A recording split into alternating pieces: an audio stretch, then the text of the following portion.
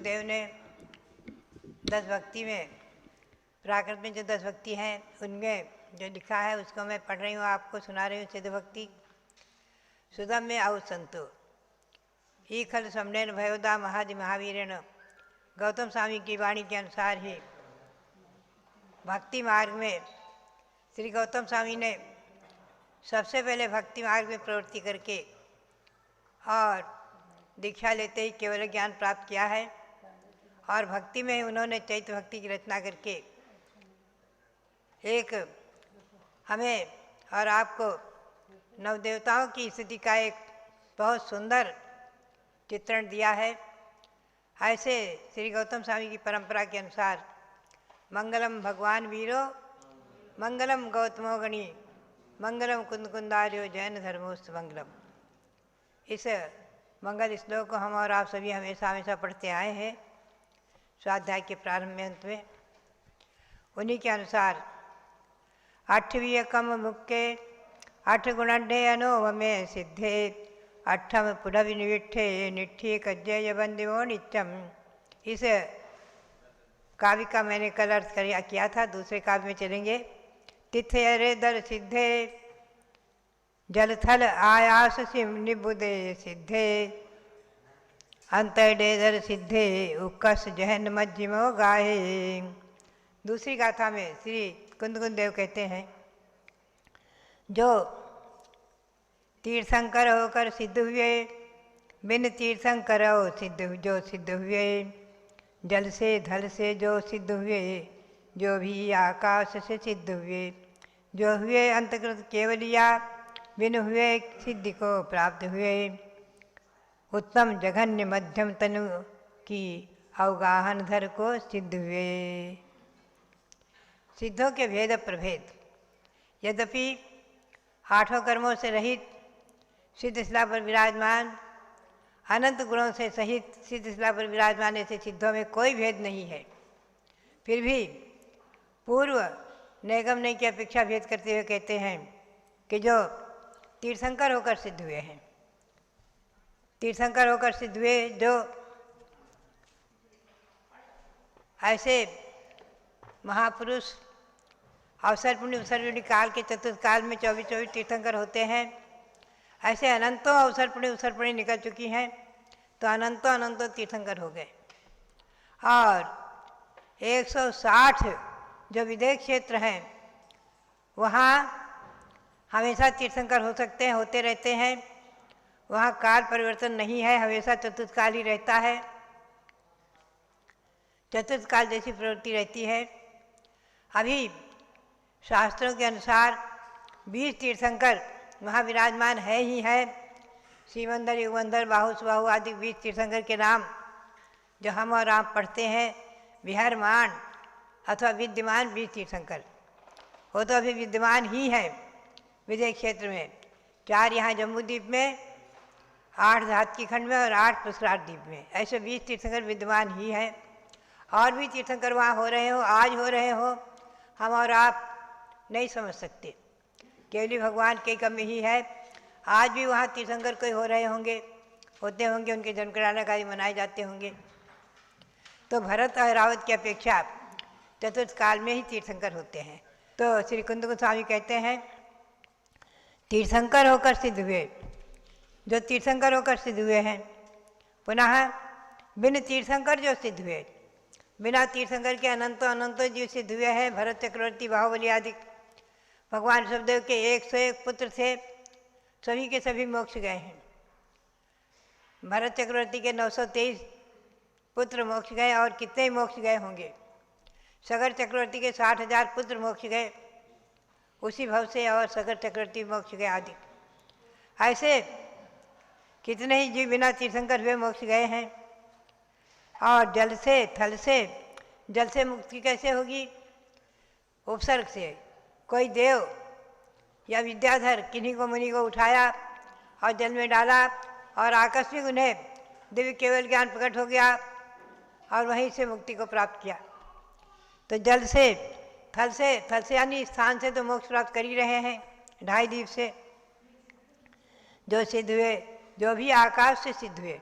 आकाश में अधर उठाया और आकाश में ही घुमा रहे थे कि आकाश में उन्हें केवल ज्ञान हुआ और वहीं से मोक्ष प्राप्त कर लिया। जो हुए अंतकृत केवली। अंतकृत केवली यही है कि जिनको केवल ज्ञान हुआ और होते ही केवल ज्ञान के साथ अंतर्मुहूर्त में ही 14वें गुण स्थान में जाकर मोक्ष प्राप्त कर लिया। और बिना अंतकृत केवली हुए बिना भी जो सिद्धि को प्राप्त हुए। और उत्तम अवगाहना है, जैसे बाहुबली भगवान की थी 525 धनुष, एक धनुष में 4 हाथ, 525 धनुष की अवगाहना वाले बाहुबली स्वामी सिद्ध हुए। और जघन अवगाहना 3.5 हाथ की, और मध्यम अवगाहना उसके अंतर में जितनी भी भेद है, भेद प्रभेद, इनको धारण करके उत्तम मध्यम और जघन अवगाहना आदि से जो सिद्ध हुए हैं, उन सबको यहाँ नमस्कार किया है। उड्ढमः तिरिय लोये 26 काले निबुदे सिद्धे, ओसग निरोसज्ञे दीवोदहि निबुदे वंदामी। श्री कुंदकुंद देव कहते हैं, जो ऊर्ध्वलोक और अधोलोक जो तिर्यक लोक से सिद्ध हुए, उस सर्पणी अवसर्पणी से भी 6 कालों से जो सिद्ध हुए, उपसर्ग सहन कर सिद्ध हुए, उपसर्ग बिना भी सिद्ध हुए, उन सबको बंधु भक्ति से, उन सबको बंधु 2.5 द्वीप 2 समुद्र से जो सिद्ध हुए। ऊर्ध्वमय त्रिलोय, ऊर्ध्वलोक से सिद्ध। ऊर्ध्वलोक से सिद्ध का मतलब यही है कि किसी देव ने या विद्याधर ने किन्हीं मुनि को उठाया आकाश में ऊपर ऊर्ध्वलोक तक, यानी सुमेरु पर्वत के पास तक ले गए। अच्छा, सुमेरु पर्वत की ऊंचाई का ये मध्यलोक है, तो ये धरती से ऊपर का हिस्सा सब ऊर्ध्वलोक में शामिल हो जाएगा। तो जो ऊर्ध्वलोक से सिद्ध हुए, अधोलोक 1000 जन पृथ्वी, चित्रा पृथ्वी जो है, किसी ने मुनि को नीचे डाला या धरती खोद करके समुद्र आदि में डाल दिया नीचे, उसकी गहराई से जो सिद्ध हुए अधोलोक से सिद्ध माने गए। और तिर्यक लोक से, इस मध्यलोक से जो सिद्ध हुए 2.5 द्वीप से। उत्सर्पणी अवसर्पणी के 6 कालों से सिद्धि, तो 6 कालों से सिद्धि तभी घटित होगी। यहाँ भरत ऐरावत में 5 भरत 5 ऐरावत में जो षटकाल परिवर्तन होता है, उसमें चौथे काल से ही जन्मे सिद्ध होते हैं। लेकिन कोई विदेह क्षेत्र के मुनि हैं, वहाँ से उनको ला करके और यहाँ डाल दिया पहले काल में भोग भूमि में, और वहाँ से ही केवल ज्ञान प्राप्त करके सिद्धि को प्राप्त कर लिया। वो पहले काल से सिद्ध हो गए, दूसरे काल तीसरे काल तक भोग भूमि है। ऐसे भोग भूमियों में जो देवों ने या विद्याधरों ने किन्हीं मुनियों को ला कर डाल दिया विदेह क्षेत्र से, और उस सिद्धि को प्राप्त हुए, वो 3 काल से सिद्ध हो गए भोग भूमियों से। और ऐसे ही पंचम काल और छठे काल की बात है। पंचम काल के जन्मे तो कोई सिद्धि को प्राप्त करेंगे नहीं, तो पंचम काल में या छठे काल में या जो कोई भी देव विद्याधर किन्हीं मुनियों को ला करके और यहाँ कहीं भी इधर उधर डाल दे, और वहीं से दिव्य केवल ज्ञान प्राप्त करके और मोक्ष को प्राप्त कर लें, तो 6 कालों से सिद्ध माने जाए हैं। इस अपेक्षा से, उपसर्ग आदि की अपेक्षा से, अपने भरत और ऐरावत में 6 कालों से सिद्धि को प्राप्त हो जाते हैं। ये विशेष बात है कुंदकुंद स्वामी के भक्ति में। अवसर्पणी उत्सर्पणी के 6 कालों से भी जो सिद्ध हुए, उपसर्ग सहन कर सिद्ध हुए, जो उपसर्ग सहन करके सिद्ध हुए हैं, जैसे पांडव आदि महामुनि उपसर्ग सहन करके 5 पांडवों में 3 मोक्ष को प्राप्त कर चुके हैं, और 2 अभी सर्वार्थ सिद्धि में नकुल सहदेव, तो उपसर्ग सहन करके सिद्ध हुए। ऐसे ही बिना उपसर्ग के, जिनके ऊपर कोई उपसर्ग आदि नहीं हुआ है, ऐसे जो सिद्धि को प्राप्त हुए हैं, उन सबको बंधु 2.5 द्वीप 2 समुद्र से जो सिद्ध हुए। 2.5 द्वीप और 2 समुद्र से ही सिद्धि को प्राप्त होते हैं। 2.5 द्वीप 2 समुद्र तक ही, मानसोत्तर पर्वत तक मनुष्यों की सीमा है। कर्मभूमि मनुष्य होते हैं, चाहे कर्मभूमि हो। देखिए, मनुष्यों में बहुत भेद है, आर्य और म्लेच्छ 2 भेद। पुनः हम भेद करेंगे तो भोग भूमिज और कर्म भूमिज, ये दो भेद हो गए। कर्म भूमि में आर्यखंड और विवेकखंड की अपेक्षा दो भेद हुए, और भोग भूमि में सुभोग भूमि और कुभोग भूमि। कुभोग भूमि भी है 96, जो लवण समुद्र में और कालोदधी समुद्र में है कुभोग भूमि। इन कुभोग भूमि से भी वहाँ के जन्मे सिद्ध नहीं होंगे, भोग भूमि सिद्ध नहीं होंगे। कर्म भूमिज, चतुर्थकालीन कर्म भूमिज मनुष्यों को, उत्तम सौनधारी मनुष्यों को, जो महामुनि हैं, उनको कोई ले जा कर के और इस प्रकार से समुद्रों में डाल दे, लवण समुद्र में, कालोदधी समुद्र में, और वहाँ से उपसर्ग आदि को सहन करते हुए जो केवल ज्ञान प्राप्त करके सिद्धि को प्राप्त करते हैं, वो सब 6 कालों से और 2.5 द्वीप और 2 समुद्रों से सिद्धि को प्राप्त हुए माने जाते हैं। क्योंकि ध्यान रखें, आप लोग पूजा में पुराने पढ़ते थे, एक सिद्ध में सिद्ध अनंत जान अपनी अपनी सत्ता प्रमाण। एक सिद्ध में अनंत सिद्ध समाविष्ट है, क्योंकि सिद्ध शिला मात्र 45 लाख वजन की है और अर्धचंद्राकार है, और ऊपर तनुभाग वाले में ही सिद्ध है। लोक के बाहर नहीं, ध्यान रखना, लोक के अंदर ही है सिद्ध। यहाँ 3 लोक की रचना जरूर देखना, लोक के अंदर ही सिद्ध है तनुवाद वाले के अंत भाग में। तो जो वो 2.5 द्वीप और 2 समुद्र में ही मनुष्यों की संभावना है, मनुष्य उत्पन्न होते हैं और वहीं से ही मोक्ष प्राप्त करते हैं। 2.5 द्वीप के बाहर जो नंदीश्वर द्वीप है, न तो वहाँ मनुष्य जा सकते हैं, न तो वहाँ से कोई सिद्धि को प्राप्त हुए। हमेशा ध्यान रखो, चाहे नंदीश्वर द्वीप हो, चाहे 13वां द्वीप हो, चाहे 11वां द्वीप हो, चाहे स्वयंभूरमण द्वीप हो, चाहे कितने मध्य लोक में असंख्यात द्वीप समुद्र हैं।